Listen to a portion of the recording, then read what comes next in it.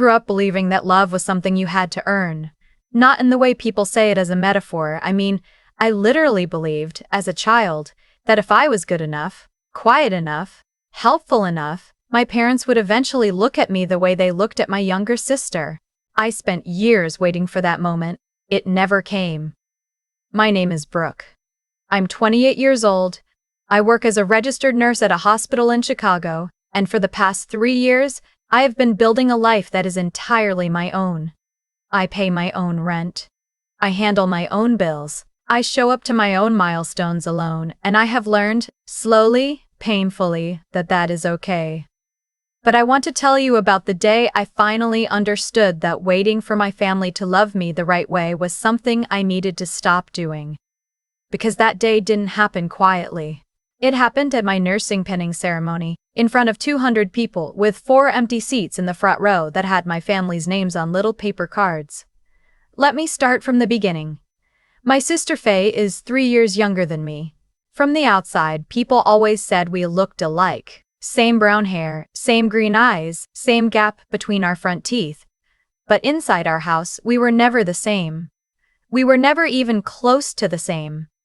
I don't have a single memory of being sick as a child and my mom sitting beside my bed. What I do have is the memory of being 7 years old and throwing up at a school carnival, and my dad calling my aunt to come pick me up because he and my mom had already promised to take Faye to her dance recital. My aunt, my dad's sister, showed up in her work clothes, still smelling like her office, with a plastic bag ready in case I got sick again in the car. She held my hair back later that night. She was the one who put a cold washcloth on my forehead. My parents made it to Faye's recital. They filmed the whole thing. The video is still on our family's shared Google Photos album, right between a birthday party I wasn't included in and a Christmas morning where I got 3 gifts and Faye got 11. I counted. I was 10 years old and I counted because I needed to know if I was imagining it. I wasn't imagining it.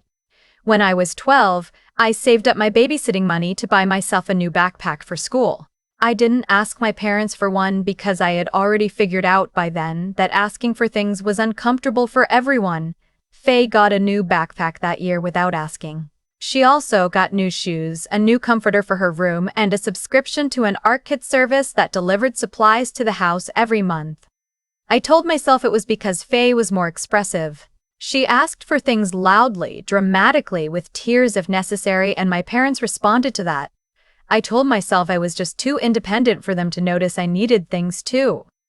I told myself a lot of things to avoid the truth, which was that they simply cared about her more. By the time I was in high school, I had stopped telling myself stories. I just accepted it. I focused on my grades. I got a part-time job at a coffee shop the summer I turned 16. I opened my own savings account and didn't tell anyone. I applied to nursing school in Chicago without my parents' help because I knew they wouldn't give it, and also because I had stopped wanting to give them the chance to disappoint me in new ways. I got in. Full scholarship for the first 2 years, student loans for the rest. I moved to Chicago at 18 with 2 suitcases and a sense of relief so overwhelming it almost felt like grief. That's the thing nobody tells you about leaving a home where you were never fully seen. It feels like freedom and loss at the same time, and you're never sure which one is louder. The 4 years of nursing school were the hardest of my life and also the best. I had clinical rotations that left me exhausted in a way I had never experienced, not just physically but emotionally, in the bone-deep way that comes from holding space for people in the worst moments of their lives. I cried in hospital bathrooms more times than I can count. I studied until 2 in the morning with my laptop propped on a pillow and a cold cup of coffee on the nightstand. I did all of it alone. Not completely alone. I had friends, a study group, a roommate named Sandra who let me cry on her couch after my first patient died. But from my family? Almost nothing. My mom texted occasionally, mostly to ask if I had called my grandmother lately or to forward me recipes I had no time to make. My dad called on birthdays and major holidays. Conversations that lasted about 4 minutes and always ended with him saying, "Keep it up, kid," in the tone of a man who has already moved on to thinking about something else. Faye didn't reach out at all. We had never been close. That was my parents doing as much as anything. But the silence still stung sometimes. Late at night, when I was too tired to protect myself from it, I flew home twice during those 4 years. Once for Christmas my second year, which was a mistake I didn't repeat. I sat at the table while my parents and Faye talked about our classes at the community college nearby, her new boyfriend, a trip they were all planning to take to Myrtle Beach. Nobody asked about my rotations. Nobody asked about Chicago. When I tried to bring up a patient I'd been thinking about, a woman in her 70s, who reminded me of my grandmother, my mom said, "That's sad, honey," and immediately turned back to Faye to ask what color she was thinking for her bedroom walls. I drove back to the airport the next morning before anyone else woke up. The second time I went home was my junior year, for my grandfather's funeral. That one I don't talk about much because grief is complicated enough without adding family dynamics to it. And my grandfather was the one person in that house who had always been proud of me. He used to call me his little firecracker. He came to my high school graduation even though he had bad knees and the bleachers were steep and my parents had only bought him a ticket as an afterthought. He sat in the back, in the heat, and he cheered louder than anyone when my name was called. He died in October of my junior year. I didn't find out until the afternoon because my dad sent a group text and I had been in a 12-hour clinical. I sat in my car in the hospital parking garage and cried for 45 minutes. Then I drove home, cleaned my apartment, and went to bed. I think about him every time I have a good day. I think about how much he would have loved seeing me become a nurse. The pinning ceremony was in May, right before graduation. In nursing, the pinning is the moment. It's when someone who loves you places a pin on your chest, a symbol of the profession and the care you're committing your life to. For most of my classmates, the question of who would pin them was easy. Their moms, their partners, their best friends from childhood. For me, it was complicated. I asked my friend Renata to pin me. She had been in my cohort for 4 years and she understood, without my having to explain much, that family was a sore subject. She said yes immediately and bought a new dress for the occasion.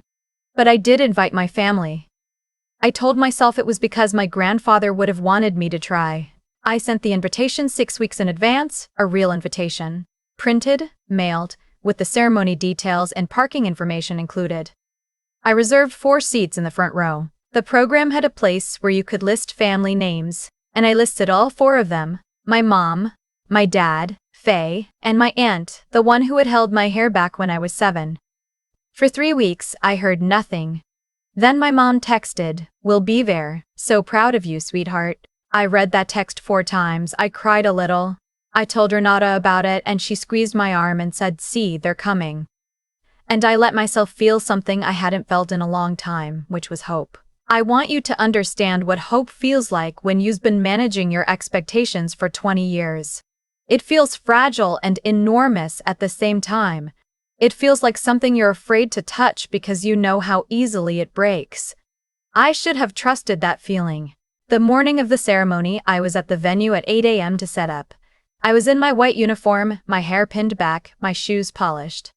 The auditorium filled up slowly around me. Families arriving with flowers and phone cameras, little kids in dress clothes squirming in their seats, professors finding their chairs on the stage. I kept looking at the 4 seats in the front row. They had little cards on them with the family's last name, mine. They stayed empty. 45 minutes into the ceremony, with about 30 students ahead of me alphabetically, my phone buzzed. I had it face down on my lap. I flipped it over. A text from my mom. "So sorry, honey, we're not going to make it. Something came up with Faye. Call us later." That was the whole message? Something came up with Faye. No explanation. No apology beyond the reflexive, "so sorry." No acknowledgement that there were 4 seats in the front row with paper cards that said our family's name. No sense that this was anything more than a minor inconvenience being communicated to me. I put my phone back face down on my lap. When they called my name, I walked to the front of the auditorium, and Renata stepped forward and pinned me. She was crying. I was not, because I had gone somewhere very quiet inside myself where I needed to stay until the ceremony was over. But I heard the applause, and I shook hands with the program director, and I walked back to my seat and I thought, I did this. Whatever happens next, I did this and nobody can take it away from me. I called my mom that evening. I was in my apartment, still in my uniform because I hadn't been able to make myself change yet. What happened? I asked. She sighed. The specific sigh she uses when she's about to explain something she finds tedious. Faye is in a really hard place right now, Brooke. She needed us today. I needed you today. Honey, you're strong. You've always been strong. Faye doesn't have that. I had heard versions of this my entire life. You're the capable one. You can handle it. Faye needs more. As if needing support was a limited resource and Faye had simply gotten there first and claimed all of it. What's going on with Faye? I asked. There was a pause. She's having some financial trouble. What kind of financial trouble? Another pause, longer this time. She got into some debt. Credit cards, mostly, and a personal loan she took out last year. How much? My mom hesitated. About $40,000. I sat with that number for a moment. $40,000. Credit card debt and a personal loan on a salary I knew was part-time retail because Faye had never finished her degree and had been drifting between jobs for the past 3 years. I'm sorry to hear that, I said. And I meant it, genuinely. Debt is terrifying and I wouldn't wish it on anyone. What is she going to do about it? And that's when my mom said it. She said it so casually, so matter-of-factly, as if it were simply the obvious next step in a logical sequence of events. We were hoping you might be able to help. I didn't say anything. You have a real career now, Brooke. You're a nurse. You have a steady income.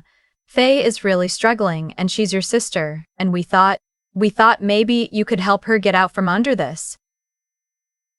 You want me? I said slowly. To pay $40,000 of Faye's debt. Not all at once. Maybe just make some payments, help her get started, Mom. I stopped her. I have student loans. I have rent. I have been completely financially independent since I was 18 years old. I have never asked you for a single dollar. I paid for nursing school myself, and today, on the day of my pinning ceremony, the most important professional milestone of my life, you didn't come. You chose to be with Faye instead, and now you're calling me to ask me to pay her debt. Silence. Brooke, that's not fair. Which part? She didn't answer. Which part isn't fair, Mom? The part where I named it or the part where it happened? I could hear her breathing on the other end. I could hear the television in the background. They were home, comfortable, watching something. They had not come to my ceremony because something came up with Faye, and now they were home watching TV and asking me for $40,000. I need you to think about this, my mom said, her voice shifting into a softer register. As a family, we're asking you as a family. I'm thinking about it, I said, and my answer is no. The call with my dad was the next morning. I had not slept well, not because I was devastated, but because I was working through something in my head that I needed to finish working through before I could rest. He called at 9 a.m. I answered. Your mother told me about your conversation, he said. He sounded stiff, the way he always sounds when he's been coached on what to say. Okay, I said. We understand you're upset. But family helps family, Brooke. That's how it works. Does it? I said. Because I've been in Chicago for 4 years and I never once asked for help. Not with tuition, not with rent, not with anything. I handled everything myself. And I did that because I knew help wasn't really on the table for me. But Faye gets help. Faye is struggling. I struggled too. I just did it quietly. He went quiet. Dad, I said, I love Faye. I want good things for her. But I am not paying her debt. That's not something I'm going to do.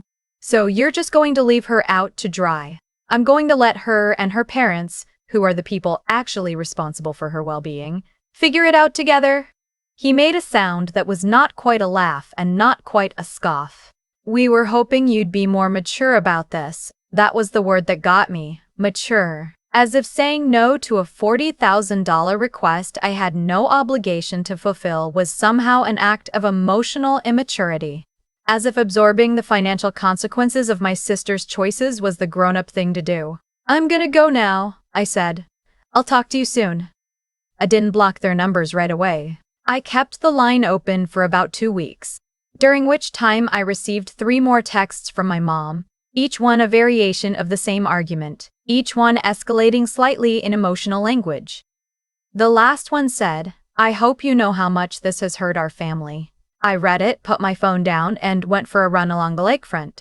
The water was that particular shade of gray-blue it gets in early June, and it was cold and the wind was sharp, and I ran for 45 minutes and came home and felt, for the first time in a long time, genuinely clear. I texted back, "I love you, but I'm not going to change my answer and I think we both need some space." Then I put my phone in a kitchen drawer and cooked dinner. That was 8 months ago. In those 8 months, I have not spoken to my parents or my sister. My aunt, the one who picked me up from the carnival when I was sick. The one I had invited to my ceremony. She called me in July just to check in, just to say she had been thinking about me. We talked for an hour. She didn't mention the debt or the ceremony or any of it. She just asked how I was and listened to the actual answer and told me she was proud of me. I cried after I hung up. Good tears. The kind that means something got released. I've been seeing a therapist every other week. She's helped me understand something I couldn't have articulated before. The exhaustion I had been carrying wasn't just about my family's specific failures. It was about the energy I had spent, for 28 years, trying to manage my own longing for their approval. Trying to want less. Trying to be grateful for the scraps of attention I got while telling myself I was lucky to be so self-sufficient. I wasn't lucky, I was lonely. And self-sufficiency isn't a virtue when it's forced on you before you're old enough to choose it. My therapist asked me once, in a session a few months ago, what I would have wanted from my parents. Not what I got, not what was realistic. What I would have wanted if I could have had anything. I thought about it for a long time. Long enough that the silence in her office became its own kind of answer. I wanted them to come to Chicago, I finally said. Just once. I wanted them to walk around my neighborhood with me and see my apartment and sit in a coffee shop and ask me about my life. I wanted to feel like I was worth the drive. She didn't say anything, which is what good therapists do. I don't think that's gonna happen, I said. And I think I'm starting to be okay with that. Last month, I applied for a position at a children's hospital on the pediatric oncology floor. It's harder work. Emotionally harder than anything I've done so far, but when I sat in the interview and they asked me why I wanted to work with kids, I told them about my grandfather. I told them about how he drove an hour and a half on bad knees to sit in the back row of a stadium and cheer for me in the heat. I told them that every kid deserves someone in their corner who shows up. They offered me the job 2 days later. I start in 3 weeks. I live in a city I chose. I have a job I love. I have friends who know my actual name for me, not a role I inherited by accident of birth order. I have a therapist who asks good questions. I have an aunt who calls to check in, and a study group that turned into a friend group, and a roommate who has since moved out but who I still have dinner with every couple of months. And I have something else, which is harder to name but which I have been slowly growing into, the understanding that I am not responsible for absorbing the consequences of other people's choices. That being the capable one does not mean being the one who carries everyone else. That my strength, the real thing, not the performance of it, was never meant to be used against me. I used to think about my family at every milestone. I used to wonder, the night before anything important, whether this time they would come, whether this time they would notice, whether this time I would matter enough. I don't do that anymore. And if you are listening to this and you know that feeling, the waiting, the hoping, the counting gifts on Christmas morning, the running the numbers on who got what and whether it adds up, I want you to hear this. You were never asking for too much. You were asking the wrong people. The right people are still out there. Some of them you'll find. Some of them you'll become for someone else. And you, just as you are, with everything you've carried and everything you've built, you are worth showing up for. Before I go, I want to ask you something. Have you ever had to walk away from someone you spent years waiting on? And wherever you're listening from today, what does your version of Chicago look like? The place you built when no one was watching? Tell me in the comments. I read every single one. I used to think the hardest part of growing up in a family like mine was the moments themselves. The empty seat at the carnival. The Christmas morning with the counted gifts. The ceremony where 4 chairs stayed empty with my family's name on little paper cards. I thought the pain lived in those specific moments, and that if I could just get through them, I'd be okay. What I know now is that the hardest part wasn't any single moment. It was the pattern. And patterns don't hurt you once, they shape you, quietly, over years, until you start making decisions based on them without even realizing it. I made myself small because I had learned that taking up space led to disappointment. I stopped asking because I had learned that asking led to being overlooked anyway. I called it independence. My therapist helped me see it was something closer to preemptive surrender. There's a real cause and effect to the way we treat people, and it runs in both directions. My parents made choices consistently over 2 decades, choices about whose needs mattered more, whose milestones were worth showing up for, whose pain was real enough to require a response. Those choices had consequences, not because I decided to punish them, but because actions accumulate. Every time they chose Faye over me, they were also choosing, without meaning to, the kind of relationship we would eventually have. They built the distance between us one small decision at a time, and then seemed genuinely surprised when the distance was real. And I made choices too. I chose to keep going. I chose to move to Chicago and build something from nothing. I chose nursing, which is not a profession you enter casually. It requires a particular kind of person, someone who can sit with other people's pain without flinching, someone who shows up even when showing up is hard. I learned to be that person, in part because nobody modeled it for me, and I had to figure out what it looked like from scratch. When my mom called me after my pinning ceremony and asked me to absorb $40,000 of Faye's debt, something clarified for me that had been blurry for a long time. She wasn't asking because she thought I had money to spare. She was asking because she had always thought of me as the one who could handle more. And she wasn't wrong. I could handle more. I had proven that repeatedly, but handling more and being responsible for more are not the same thing. I had confused them for years. So had she. Saying no to that request was not an act of cruelty.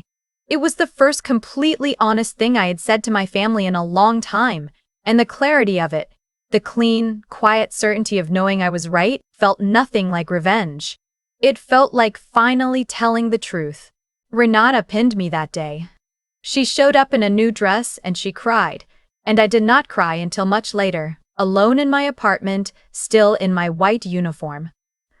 Those were not tears of grief.